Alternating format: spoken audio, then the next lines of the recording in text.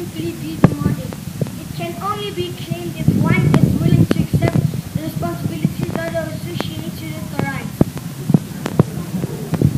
Someone cannot claim another person's right to do something if one doesn't take responsibility for it.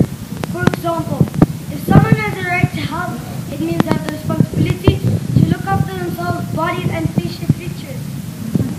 If I have the right to education, it means I have the responsibility to be at school at all times. For a right to a clean environment, it means I have the responsibility to look after the environment and not to litter it. Therefore, rights has a very powerful meaning and is only meaningful to those who are responsible and caring people. Rights are used by everybody in the world except for those who don't take responsibilities for their rights.